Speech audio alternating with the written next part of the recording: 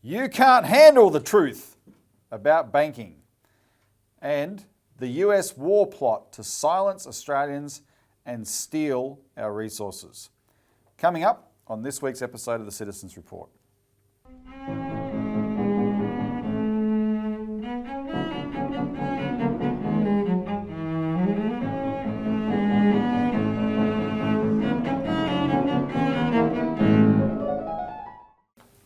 Welcome to the Citizens Report. It's the 10th of August 2023. I'm Robert Barwick and I'm joined today by Citizens Party founder and leader Craig Isherwood. Welcome, Craig. Yeah, thanks, Robbie.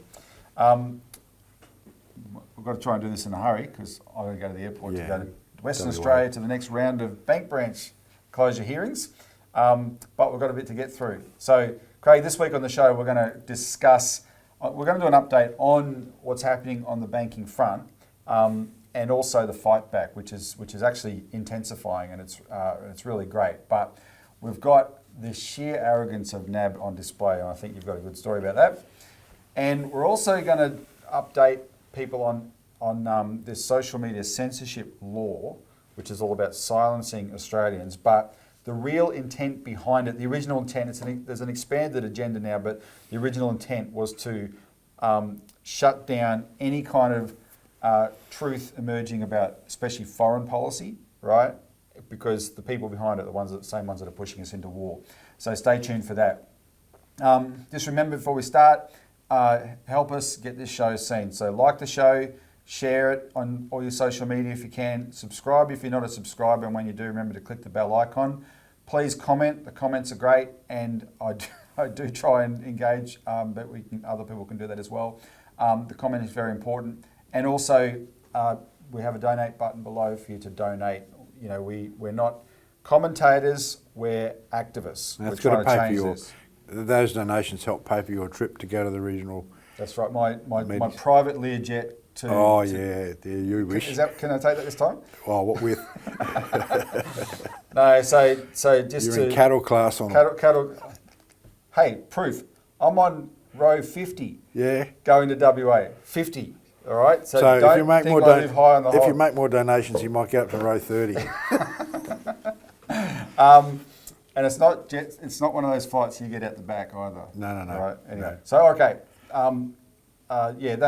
We appreciate the support we get from Australian citizens. We only get support from Australian citizens. So this is heating up.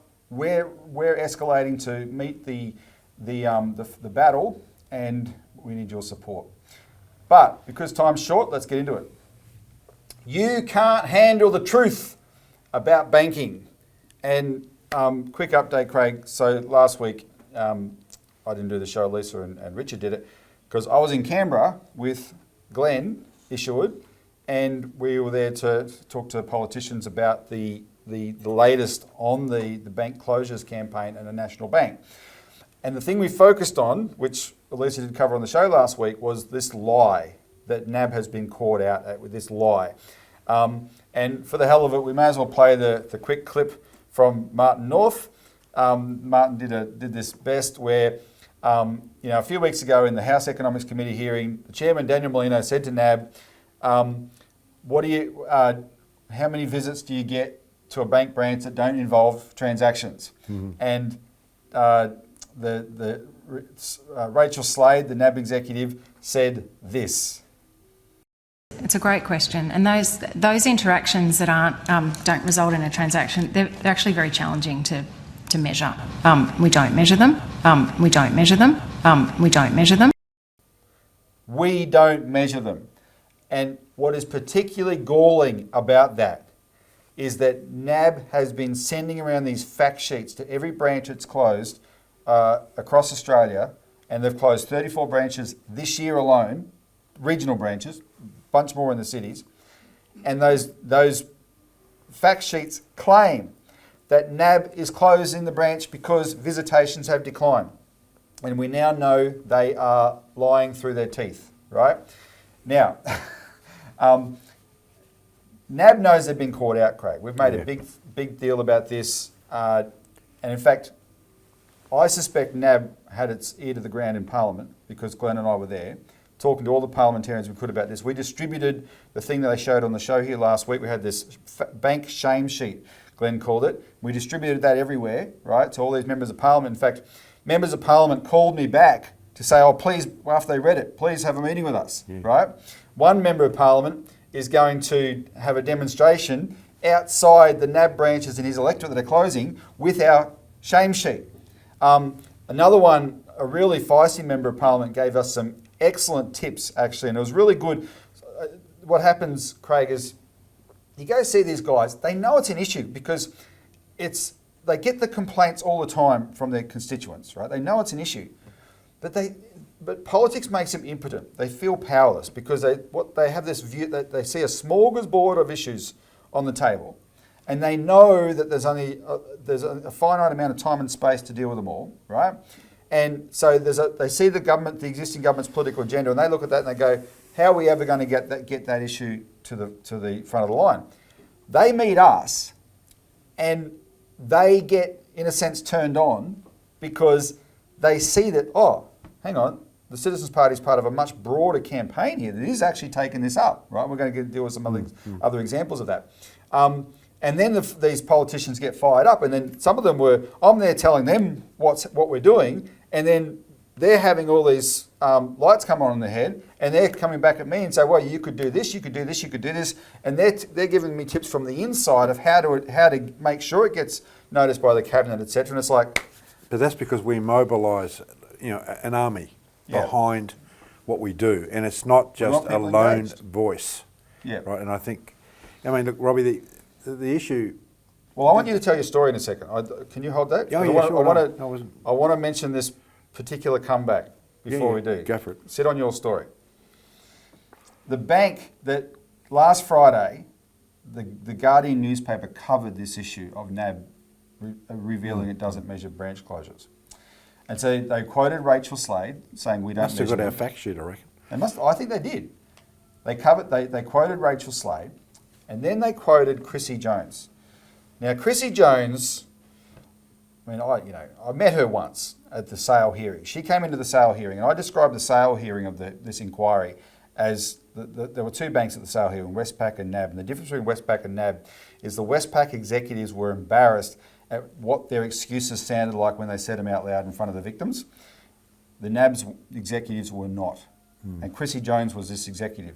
My mental image of her is Maleficent from Sleeping Beauty, right? Really cold ice queen. So then they quoted Chrissy Jones on this question of NAB not measuring branch closures. Remember, they've told all these branches, we're closing you because visits are declining, and now they've been caught out admitting, well, we actually don't measure them. The bank said, this is the Guardian, the bank said measuring transactions was the most useful way to track how often customers used in-person services at a bank branch, and suggested that counting the total number of people who visited a branch might be misleading. For example, a parent entering a branch accompanied by their children. In other words, the truth could be misleading. We can't handle the truth, according to NAB. And Craig, this sort of behaviour has got up your nose, I understand, and you've acted on it. Well, Robbie, we've been with the National Australia Bank for 35 years, and I've been looking at what options do we have as a party to shift our accounts. Now, that's a very expensive process. But why did you want to shift our accounts? Well, simply because I was so impressed at least the partial victory that we had of the Commonwealth Bank not closing regional branches. Putting a 3-year moratorium. A three-year moratorium. I thought, okay, well, that requires support.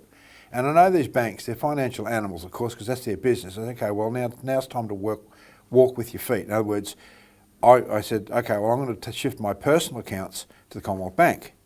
I said, if that's all I can do, that's still, if everyone started to say, well, this is supported supported the campaign by saying I'm shifting my funds, then I don't know what effect that'll have in the big picture, but at least I can do something small. And overall, so let's just clarify for the viewer. The real motivation is you're disgusted at the bad behaviour of NAB, which has been totally disregarding of this issue. This is a historical issue. And Commonwealth Bank has at least responded to the At least. inquiry. It's not, they're not fantastic. They're not saints. They're still closing metropolitan branches and stuff, but at least there's a move in the right direction that can support the people. So I said, okay, I'll shift what meagre funds that I have over into the Commonwealth Bank. So I established a Commonwealth Bank account online. Was actually very efficient to do, and anyway, I got a debit card sent to me like you get these days. It says, oh, I'll just withdraw some money. So I go to put it in the ATM, it says account restricted. I think, what? What on earth's going on here?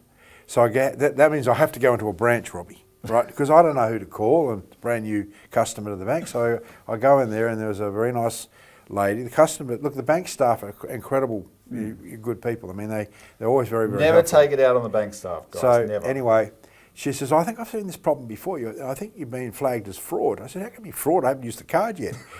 Anyway, she gets onto their support line inside the bank. I said, is that a dedicated line to staff in the bank? Yes, it's a dedicated line to the. And anyway, 15 minutes later, she's still on hold. Now, I want to talk about productivity of bank staff. Here's a woman, being paid by the bank to be on hold on a telephone line. Yeah, and I'm standing around, and she sees me. I said, she says, she asked me, she says, can I ask why you're shifting your bank accounts from the NAB? Because I said, I mentioned I'm shifting over. I said, yes, because your bank has decided not to have a moratorium on branch closures in the regional areas. And she says, oh, and it sparked up. She says, yeah, I heard about that. That's great, isn't it? I said, well, they need to stop doing it in the metro areas as well. I said, yeah, I'm from the Citizens Party, so I was wearing this coat, and I pointed to that. We're just up the road, right? So she was just very, very happy. And anyway, she said, look, Craig, I know you're busy, so why don't you leave it with me and I'll call you back. So she got my phone number, and about 45 minutes later, Robbie, this is over an hour of her time just for this particular problem. I'm only one person. She finally calls me back and says, Craig, yes, I was right. They had blocked your card. Now, I've got her phone number in my phone, so I've got a personal bank employee I can call if I've got a problem with the Commonwealth Bank, and she'd be happy to take that call. So this is just one, Robbie, I'm a fairly sophisticated person. I handle a fair bit of money for the organisation. I know what I'm doing, but I still have to go into a branch. Yep. So all this crap about not counting branch visitations because you don't have a transaction. That's right. Is rubbish. That wouldn't have been counted. No, wouldn't have been counted. And this level of as I asked you before, Craig, I assume when you're in the branch, no one else was there, right? Oh no! Listen, there was tons of people coming through, Robbie. But how can it be? No one's using bank branches well, there's anymore. about 10 people waiting to see someone, Yeah. right? Not just to go up to the teller, but to sit around waiting to see other staff, because there's so many things that you go into a branch for that are not, that are not transactional. Yep. And mine was just one example of it. Right now, I'm not saying that Commonwealth Bank is any better than all the other banks, but at least they seem to respond a bit more. They responded first to the letter of the inquiry requesting a pause, and then a few months later they said, okay, no, we're going to put a It's more how moratorium on. bad the NAB's behaviour's been that really prompted me. I said, I can't tolerate this anymore. I mean, it's... Look, and if you can do that, if you can switch, and I mean, where we are in Coburg, CBA is probably the best option for us, or for Craig, but there's even better options than the CBAs, which is your local, your smaller banks, right, etc. But you've got to let the NAB know, look, we're pulling out of you guys because this behaviour is unacceptable. And and I will say, because we don't often promote that kind of, kind of market activism as such, but it's worth doing. Go ahead and do it. It isn't the panacea, because the government has to play a role here and step in and start barking orders at these banks, and that's what we want to change. We'll get to some of that in a minute. But that, if what Craig did can be replicated, that'd be great. But the other point I think you were going to make is your productivity and even CBA's staff productivity gets totally stuffed up because of. I spent an hour. They spent an hour. Yep. Right, and even when you look at it on the small, it's only but this is replicated, and this wait on hold stuff is not just happening to bank staff; it's happening to everyone out there as well. And then what happens? You wait on hold for 40 minutes, and all of a sudden, click, click, beep, beep, you get hung up on, and then you got to start again. This idea that productivity is that you can save money by having people on hold is rubbish. I mean, people think the companies are saving money because they have call centres that put people on hold for 45 minutes, and it's not just the banks, it's everyone. Yep. This is a breakdown in how how unproductive our economy has become. Now let's get back to NAB, because... Oh, do we have to? No, you stick with CBA for now unless you find a better one. Unless we get a public bank going. Yeah, that's right. I'll just go back to this Guardian article because, as I've said, the truth is misleading. If we told you who's really coming into our branches, you would get the wrong impression that maybe there's demand for our branches, and we don't want you to get that impression, right? So that's this whole idea we can't handle the truth. Then Chrissy Jones said this, hand on heart, the decision to close a branch was never easy, but based on changing customer behaviour, including, quote, the reality that less people rely on branches for their banking. The Guardian quoted her saying that 2 or 3 paragraphs below the admission, they don't count how many people come into their branches. They have no grounds to ever say this now. They've admitted they're not counting them. They are full of it. And if that's why Craig was right to get mad. Then Jones said, and this is the icing on the cake, NAB customers could use Australia Post's Bank at Post service at 3,400 locations, including 1,100 in regional areas where there was no local branch. So in other words, because the taxpayer has a service called Australia Post, and hopefully we can keep Australia Post committed to that service, I'm going to get to that in a minute too, NAB can say, look, there is a service available for you because that's actually a committed one. But remember, a few months ago, after the sale hearing, Craig, because Chrissy Jones was there, she actually let the cat out of the bag on something, and we'd been jumping up and down about it for a while. She revealed that NAB was paying, in order for its customers to use Bank at Post, NAB was paying Australia Post $15 million. And when she said that, our ears pricked up. Because the fee that Christine Holgate had negotiated with NAB, with CBA and with Westpac to use Bank at Post was $22 million. Mm-hmm. And NAB said, now we knew they had cut the amount of money they were paying for Bank at Post. And we were trying to highlight, look, they've screwed Australia Post down on the fee at the very time they are sending a flood of more people in to use Bank at Post. And she keeps saying so. Go use Bank at Post, as I just quoted her. And this is a bank that makes multi-billion-dollar profits. Multi-billion. You're talking about 7 million. Yeah, it's the biggest business bank in Australia still, right? So, and then bear in mind, the Sydney Morning Herald, Craig, back in January did an article on bank branch closures where they actually reported in there the average regional branch, on average, costs about $1 million a year to operate. $1 million. So every time NAB closes one of its regional branches, it's saving $1 million. Mm-hmm. And they've closed, this year alone, 34 of them, right? 34. So that's $34 million they've saved out of their pocket, and they're adding that expense onto Australia Post, right? But not paying for it, paying less. And what are the consequences of that? Well, have a look at this clip. Residents in Melbourne's north are rallying to save their local post office. They've been given just over a month's notice ahead of the closure, which will leave many elderly locals in limbo. The message loud and clear. Australia Post! The community voice must be heard! More than 100 furious residents demanding Glenroy's only post office stay open. I'm disgusted. It's totally wrong. Absolute disgrace. The area's ageing population relies on it for essential services. This is a vital community asset. People, as you can hear, people love and need this post office, and so it's ridiculous to suggest that it be closed.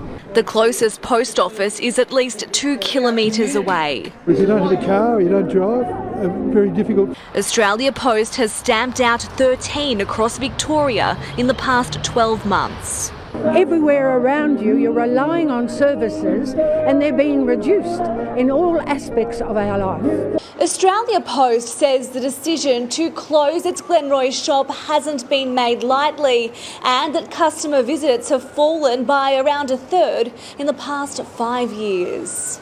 200 a day, that's enough. Like, that's a busy shop. Locals say they'll keep fighting to stop Post Office Place being left without its post office. It's set to close in 3 weeks. We'll be doing everything within our ability to ensure that it remains open. Sarah Jones, 7 News. So, Craig, that was the Glenroy Post Office protest. Just down the road from here, by the way. Yeah, this is our backyard, literally. I the corner from go there all the time, Robbie.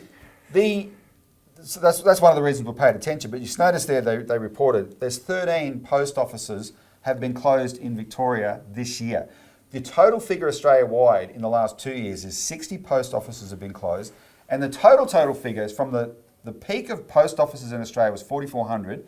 It's now 4,297. So over 100 have been closed in total because there's internal pressure on Australia Post, which has to operate commercially and make a profit. There's internal pressure to cut costs. And what Australia Post is doing now, which Christine Holgate wouldn't do, she rejected this recommendation by the Boston Consulting Group to start mass closing post offices. They said close 190 post offices. She said no.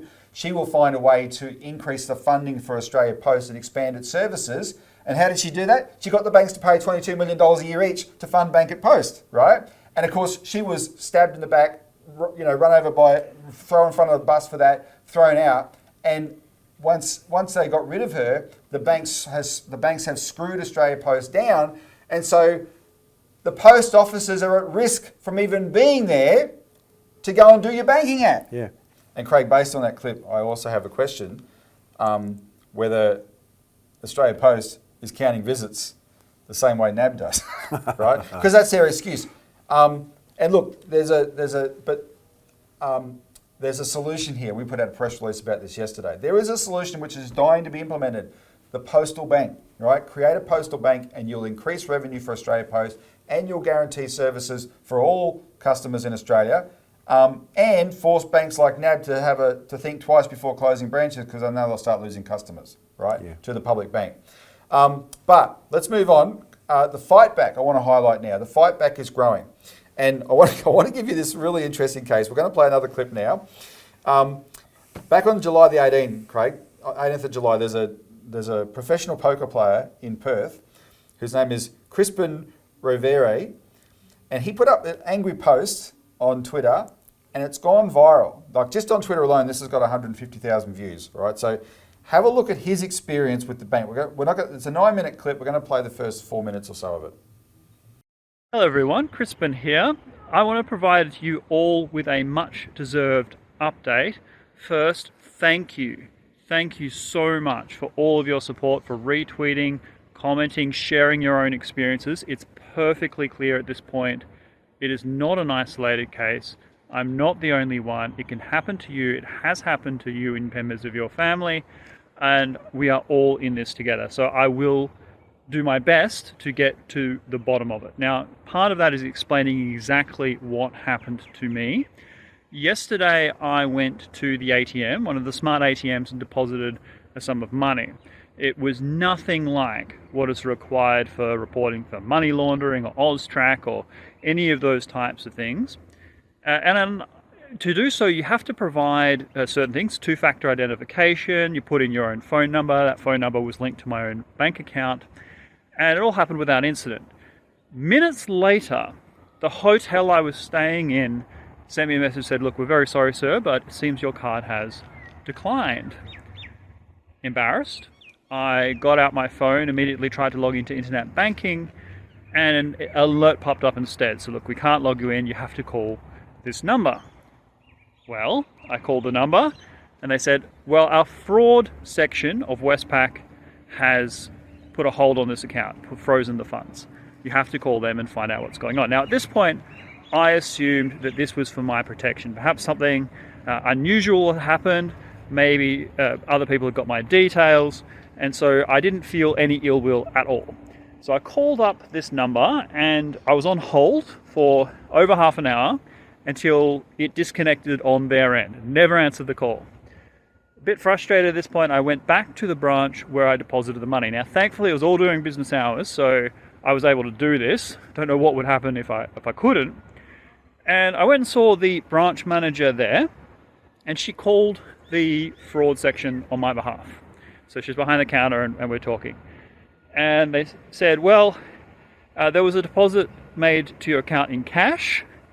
And I was like, yes, that was me this morning. And the next question was, what was the source of those funds? And I was sort of reflexively thinking, well, out of my pocket, of course, like what kind of a question is that?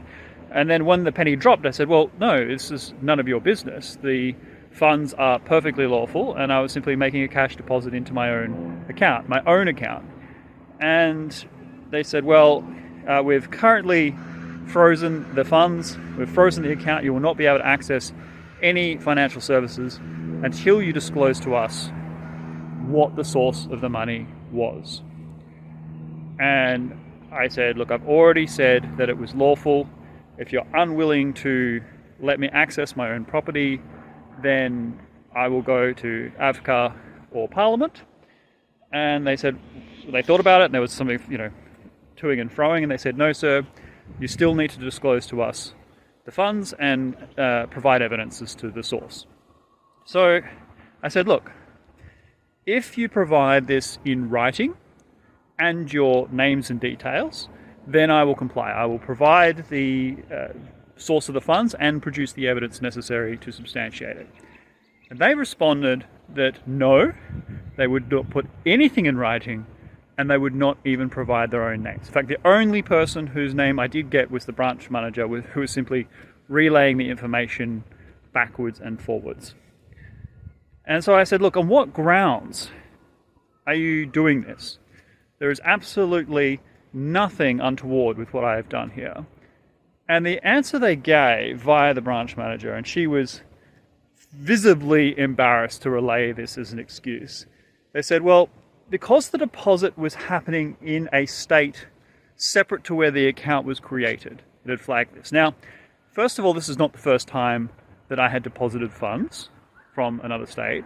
Secondly, all transactions on this account for more than a month had been in the local area.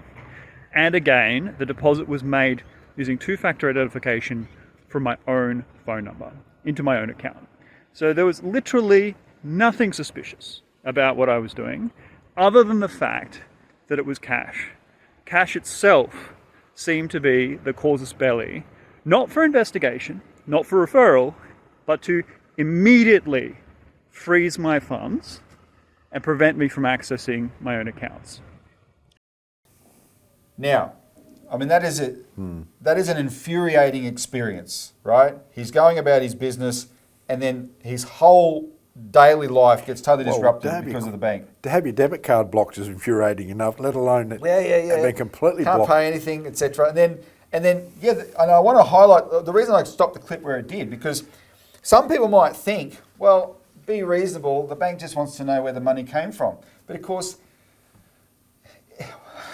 when you're in a certain frame of mind, you got to wonder how he got to that frame of mind. He was going about his business normally and lawfully, and the bank stuffed his. Of course, you're angry, and then what? Then you got to think, what business is it of the bank? So then he comes up with a compromise. I'll give you my information, you give me yours, and they wouldn't, right? So anyway, what that guy has done is actually opened up another front, and I'm finding this fascinating because we are bringing so much attention to this issue in general. People are paying attention to the banks. There's a lot of that online, especially online media stuff, Daily Mail, news.com.au, but even the mainstream stuff. We've reported here about the success of our press releases going to actual media and getting media responses. I've had a lot of interviews on some of the biggest radio stations in the capital cities around Australia.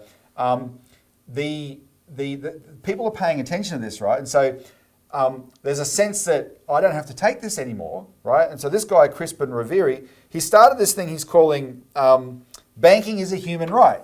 And it is a human right, because if it's an essential service, as the Parliament said back in 2004, that means it's a human right. And he's launched a petition, and I just want to read this out. Now, I'm conscious of the time, but I want to read out what he's asking for in this petition. Now, we're going to have a link to this below. Please go and sign it. This is a petition on the Parliament's website. There's 22 days to go, and however many signatures we get, we want to get lots and lots and lots. The relevant minister will have to respond to this petition, and he's got basically nine demands, right? And this is what he says: in today's digitised economy, access to banking is a human right. Removal of banking services excommunicates a person from Australian society. And I might add here, people have been asking us about this. We're fully on top of the Nigel Farage case as well in the UK.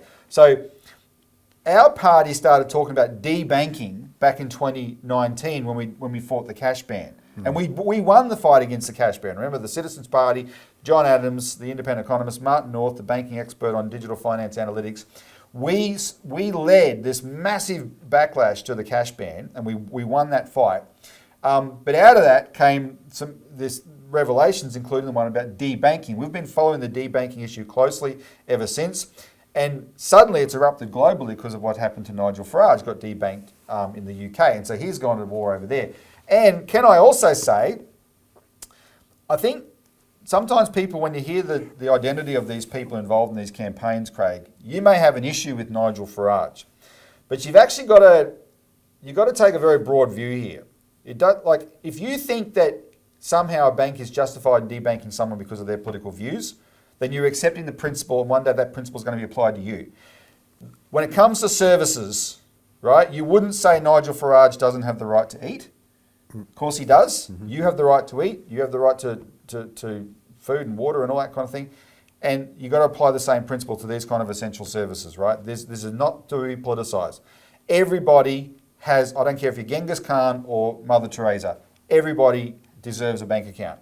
And this is therefore an issue that can be very powerful because we can literally all unite on it and take the banks on at their own game. So he's got 9 demands. Now I'm very conscious of the time. We're running out of time.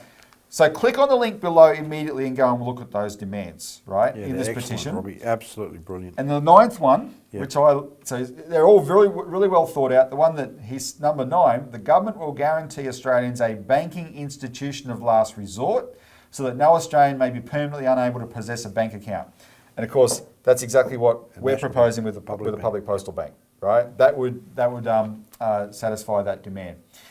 Okay, then in terms of the fight back as well, I want to highlight 2 other things that are happening in Parliament. So the first one, just by way of quick update, the ASIC issue is also a fight against the banks. Because when we talk about ASIC and the corruption of the regulator in the financial system, there's only one entity, sector, that doesn't complain about ASIC, and that's the banks. It's the banks that want ASIC weak and ineffective. But because ASIC is weak and ineffective, it can't do anything about all the white-collar crime out there, including the white-collar crime in the banks, right? And that's the way the banks want it, and they're running the show. So the ASIC thing is quite significant. And every day I'm more impressed with Senator Andrew Bragg, right? He's actually doing some really good work as the chair of this inquiry.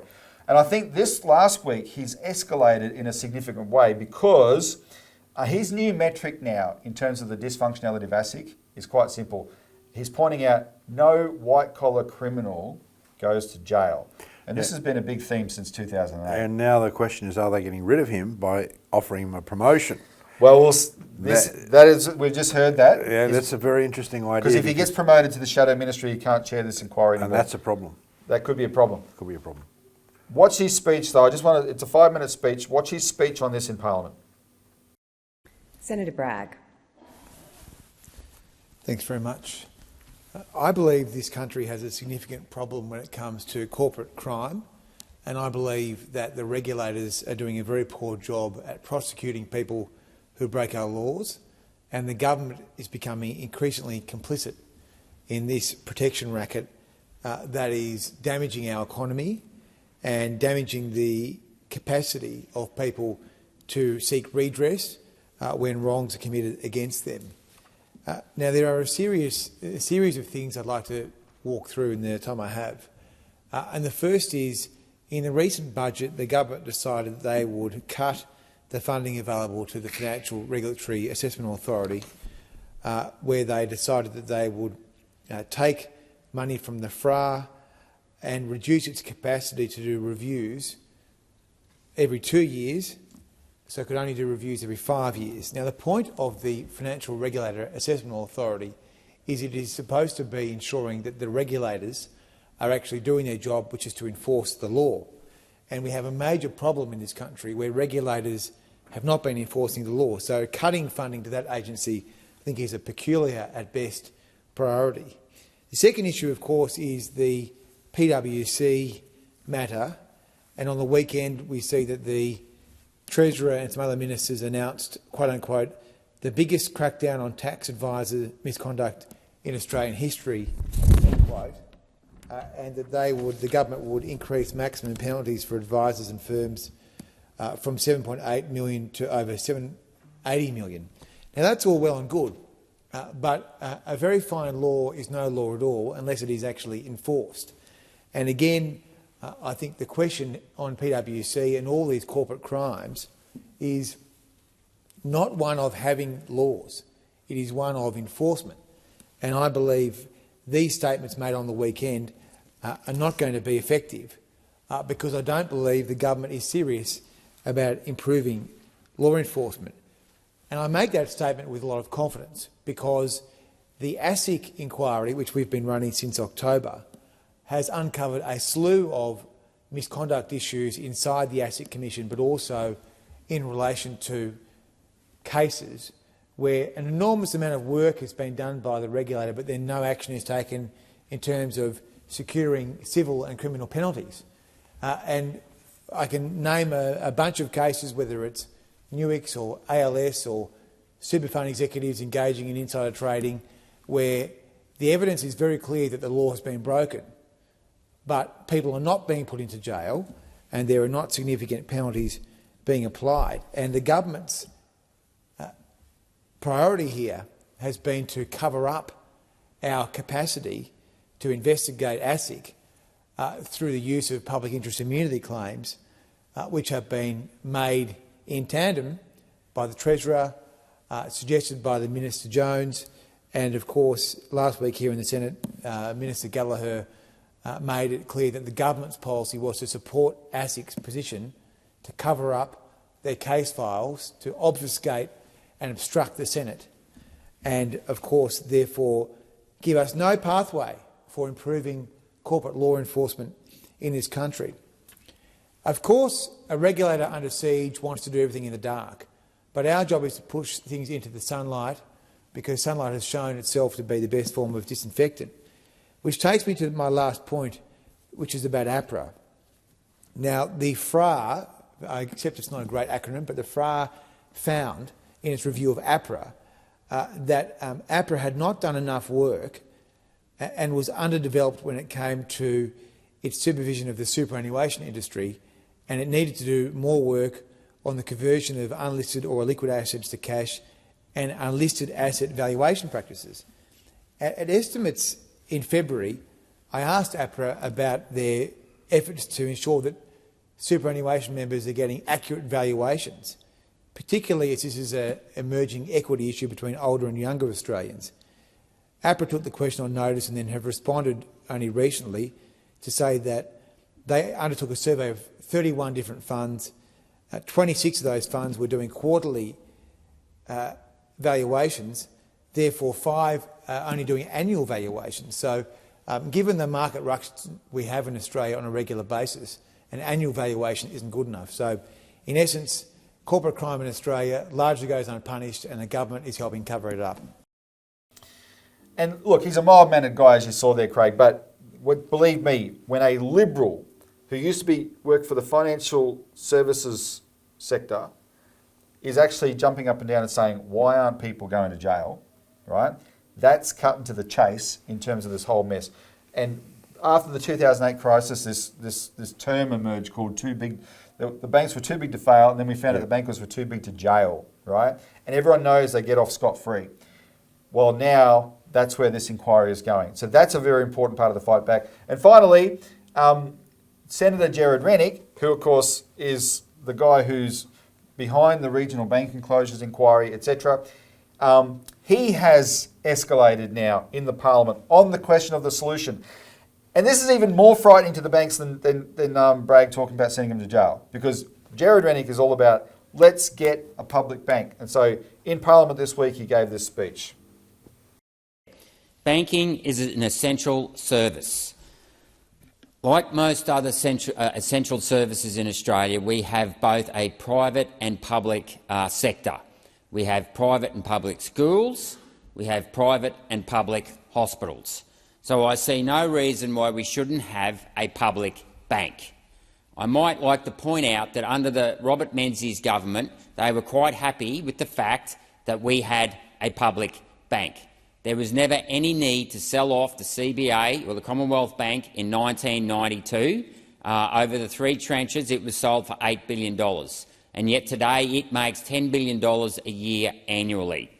We have got a serious crisis in this country whereby people cannot get access to proper banking services, especially in the regions, but we are seeing more and more branches closing in outer metropolitan areas as well. I believe that a public bank can fill the gap left by the private banks who are failing to provide these services. They can provide face-to-face services in terms of cash, credit card and lending. It's very important that we increase the range of products available to people. One of the things that I don't believe that competition in the banking sector in Australia is robust, and I'll give you one example. In the US, in the United States, you can get a home loan for up to 30 years. Yet here in Australia, the longest you can get a home loan for, in most cases, is 5 years. We have people who are lying awake at night wondering about whether or not the RBA is going to raise interest rates and put their nose to the grindstone even more. And we're seeing what we will see over the next 6 months is a mortgage cliff where a lot of people, and I forget the figures quoted yesterday in the Australian, but billions, tens of billions of dollars are going to be come off fixed-rate interest rate loans and then go on to variable rates at about 3% higher. And that is going to put a lot of Australians under pressure. So I think that a public bank, one of the things that a public bank could do is offer much longer fixed-term loans at, say, between 10, 15 or 25 years to give our hard-working Australians comfort in the fact that they know what their mortgage rates will be set at for a long time into the future. But it's not just that product that needs to be offered. One of the reasons why I ran for Parliament was because of my annoyance in the Tax Act of a section called the Public Offer Test, which basically says that if you're a foreign bank and you lend money into Australia, the interest that we pay offshore isn't taxed. So what I want to know is why we can't have a bank in Australia that offers a product to retirees or first-home buyers who can put their money into a bank account and they are offered tax-free interest and fees. I think this would be a much more efficient way of encouraging people to save, rather than superannuation, which forces people to give their money to someone that they've never met, and there's no guarantee that they're going to get that money back when they're 65. And for that cost, that superannuation cost, the Productivity Commission has said that costs $30 billion a year. So why not offer a service to Australians where they can get interest and tax-free bank account, interest on a bank account that encourages them to save, both for their home loans, or for their homes and for retirement. The other thing that this bank could do is actually offer insurance services. The biggest cost of insurance today is the cost of reinsurance that we have to pay offshore, and that comes in at about 40 to 50% of the insurance cost. And I don't know about you, but my insurance bills lately have been coming in at as high as a 30% increase from the prior year. Yet again, since we privatised the state government insurance offices, we have not seen increased competition. We have actually seen more gouging in the insurance sector. It is hurting home buyers, it is hurting people who run businesses, it is hurting community groups like the show societies who are struggling to find insurance. Why can't the federal government just offer insurance or reinsure itself, and we go back to having a national government insurance office that can offer insurance in these branches along with home loans and along with face-to-face services? It is not good enough for the banks to be closing in the regions. They have a social licence. They are skimming $7 billion a year on the term funding facility as a result of the GFC, as a result of COVID, and they were bailed out in the GFC. Ultimately, the taxpayer underwrites these banks, so I don't see any reason why we can't have a public bank to make sure we keep these guys on. And can I say, Craig, one last thing before we move on to the next subject. Both of those guys are Liberals. Jared Rennick is even trying to justify, cite Menzies, right, to back up his approach. Both of them are dealing with things that Labor used to do. Yeah. Right? Labor was all talk for the last 9 years about financial corruption. Yeah, we're going to clean it up. Now they're in there, they're protecting it. And of course, Labor was the party that gave us the public bank, gave us the Commonwealth Bank. Yeah, well, this one of the things, Robbie, Australia is ceding its sovereignty, which we get into the next segment. Yep.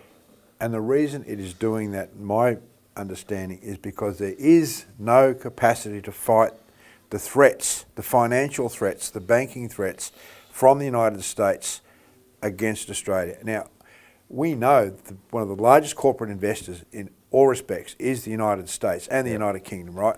So what bulwark is there to protect us against the financial threats? There is none. Back in World War II, we had the Commonwealth Bank, and the government used the Commonwealth Bank to protect the Australian economy. We don't have that. No, we don't. So the solution to the war dangers and stuff is actually a public bank where the government can say, we are going to be sovereign in our credit, in our finances, we're going to use our bank in order to fund our economy, and you can go to hell, you know, you US investors, and we're not going to take that threat anymore. Here.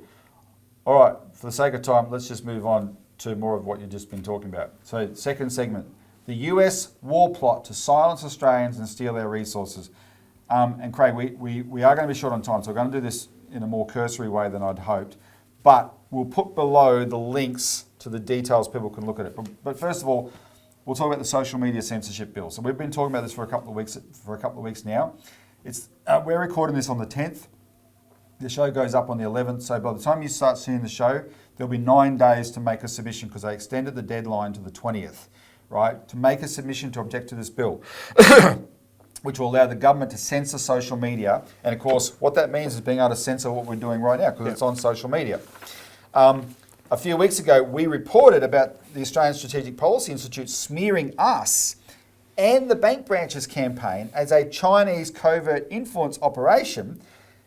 And ASPI said what we're doing and that campaign should be covered by the social media censorship bill, i.e. the Citizens Party should be kicked off social media, right, which we have put to really good use to promote our campaigns. Why are they doing this? Because the Citizens Party is ASPI's biggest enemy in Australia. We're the only institution, a lot of individuals have, and as time has gone by, more people are outspoken, but the Citizens Party for 7 years has been at war with ASPI, right?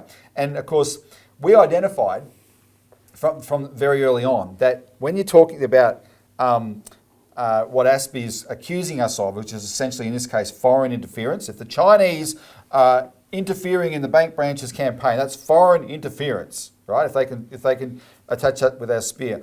Just like the Trump-Russia hoax. And that's the point. The Trump-Russia hoax actually started all this. In fact, there's a hashtag on Twitter to this day called Trump-Russia. Yesterday I was watching Sky News and Tom Connell was interviewing a guy named Mike Rogers, who's the former head of the National Security Agency in America, and he's a cybersecurity expert. And he said, in passing,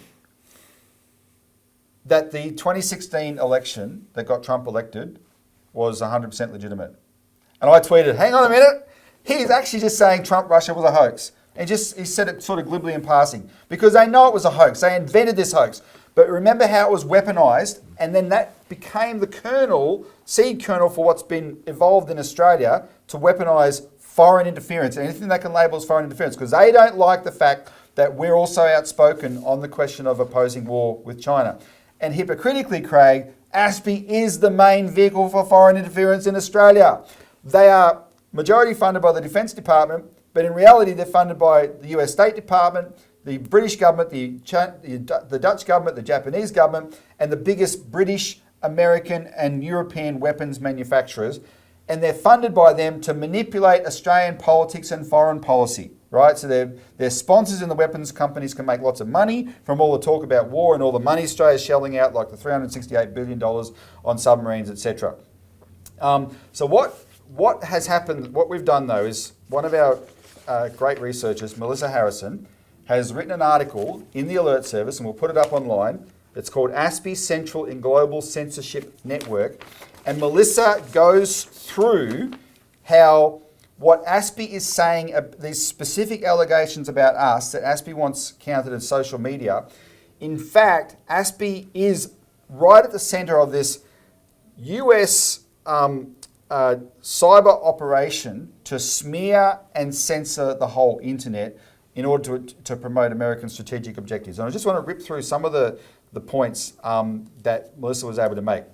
First of all, ASPI's allegations against the Citizens Party are that the Chinese have these bots which are just programmed inauthentic accounts on Twitter and that, and they amplify our posts. Well, the bots, I've seen them, Craig. I know what they're talking about. They are useless. They add absolutely nothing to what we're doing, right? It's a joke. That's the first point. The second point, ASPI can't prove they're Chinese. It uses terms like likely, potentially, might have, and possibly. Yeah. Right? They don't know what they are. I mean, no, I'm not saying they don't know what they are. They don't know. They can't prove they're Chinese like they want to say. Third, and this is the point, given ASPI's connections that Melissa goes through in this article, which everyone should read, it is much more likely that these bots are actually part of a false flag operation against our party, so that they set up a pretext to actually make these allegations against our party and have us shut down because of the way these guys operate. So she's able to tie in ASPI's work with an outfit in America called Graphica, where ASPI sources its basically its information from. Just to give you a flavour of it, Graphica's research partners include the Mint Press News called Graphica a front for the US deep state to control social media and delete accounts. Its research partners include the Pentagon's DARPA, if you've heard of DARPA, Defense Advanced Research Projects Agency, the US Select Committee on Intelligence, the Minerva Initiative, a US Department of Defense funded research organisation. Graphica's research partners also include the Institute for Strategic Dialogue, a NATO-funded organisation with ties to the National Endowment for Democracy, which is the organisation that is paid to overthrow governments around the world. Many Graphica staffers formerly worked for US intelligence and national security agencies, and numerous others were educated at King's College in London, which is known as the notorious School for Spooks, which is headed by former NATO military and intelligence officials. Anyway, the details are definitely in the article. And the other thing that we're going to publish next week, but we'll put a link to this article below, is Tony Kevin has written a very important article for Pearls and Irritations, and he actually gives an example. Tony Kevin was Tony Kevin's a former Australian ambassador. That's right too. And he gives a very good example of what's at stake here, why the stakes are so big, why ASPI has to knock out the Citizens Party, etc. And again, about a month ago, we reported on our show that the deal that Anthony Albanese announced with Joe Biden about whatever it was, a month or 6 weeks ago, whatever, where Australia would be counted as a domestic supplier in the US economy, and only Canada before that was included. The question was asked, would this give the President of the United States power over Australia's resources? Right, that was the question. And we looked into it, and Richard Barden reported for us, as he covered on the show, that, well, that is actually a real concern. Tony Kevin has reported how ASPI themselves have published an article by two American writers.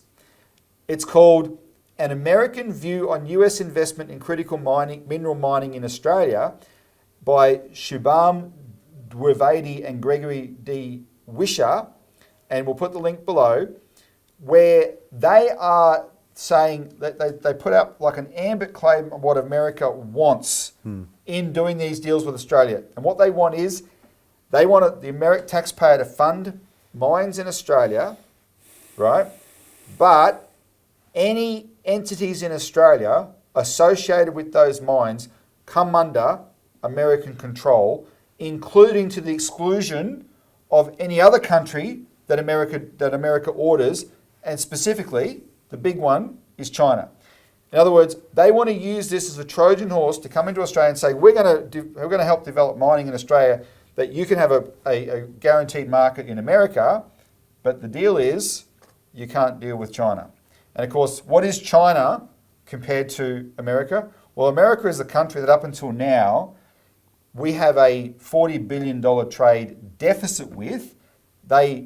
Plus they take a lot more money through their ownership of all our assets, like they're the biggest foreign investor in Australia. But we are losing $40 billion a year trading with America. They get the benefit of that. China is the country we have a $120 billion trade surplus with. We make a huge amount of money from our trade with China. China has never thought to invade us, like they're trying to say. The only actual border incursion, it's got a border dispute with India, which is more even. It slowly crossed the border into Vietnam in 1979 in order to try and please the Americans and quickly pulled back from doing that. It does not have a track record of going around invading countries. It's the country that gets invaded, right? Yet we, who are the invading countries, have conjured up this boogeyman that the Americans, the Chinese are threatening Australia, and so all this is justified. And Tony's point is we are giving up our sovereignty. And he makes the point about the fact that Aspie's talking about this, because this is actually quite explosive. But see, very few people read the strategies. No. But what Aspie's trying to do is float the idea. Tony says these are huge ambit claims, probably put up through Aspie to test the climate of opinion in Australia, right? And if all the politicians showed how weak they are, and no one's game to take on Aspie and take on the Americans because they might get accused of what the Citizens Party is being accused of, because they do cower in the face of that, whereas we don't, right? Then they think, oh, we can just walk in and do it then, right? So that's on the economic front, Robbie. I was speaking with John Lander, the former diplomat to China, and he made some very accurate, comments about what's taking place with this defence build-up in Australia. We are actually losing our ability to defend ourselves against America because there's so much build-up of American might inside our own country that even if we wanted to, we may not be able to defend ourselves against America. If we woke up one day and realised, well, hang on, that's the threat. That is a real threat. So therefore, when you start to take on the financial issues of having a public bank or a national bank, right, this is what you want to say, well, why is Albanese doing what he's doing? Why is Penny Wong doing? Why are these guys so frozen? Why aren't they acting in the tradition of Curtin and Chifley? Well, you can see where the threat's coming. If you do that, there'll be a tap on the shoulder and say, no, we're going to crash your markets, we're going to crash everything. You're going to be responsible for the Australian people rising up and blaming you because of what they can't understand behind the scenes. They're 100% intimidated by that, you're right. And that's the point, is that unless you have a public bank, and this is why Jared Rennick and all the thinking politicians see, we've ceded our sovereignty away to the point we can't even defend ourselves. And just on that, Craig, because we're about to lose time, but final point to back that up. I wish I had time to play it, but last week in Parliament there was also a debate on Julian Assange. That was tremendous. And the Greens made a really good contribution to that debate. Malcolm Roberts did as well from One Nation but he's more independent. The only Conservative, the only Liberal to participate in that debate was Jared Rennick, right? And an unequivocal call for the freedom of Assange, even though the leadership of both major parties, including Peter Dutton, have said Assange should be freed. They're happy to say it. They're not capable of taking on the American and British power head on. We're the ones who do that. That's why we're being targeted. That's why this social media censorship thing is about knocking us out.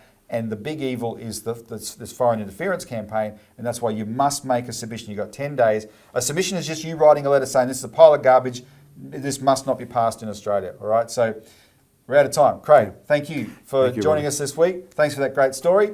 Thanks to the viewer for tuning in. Look on the links below and do what you can. See you next week.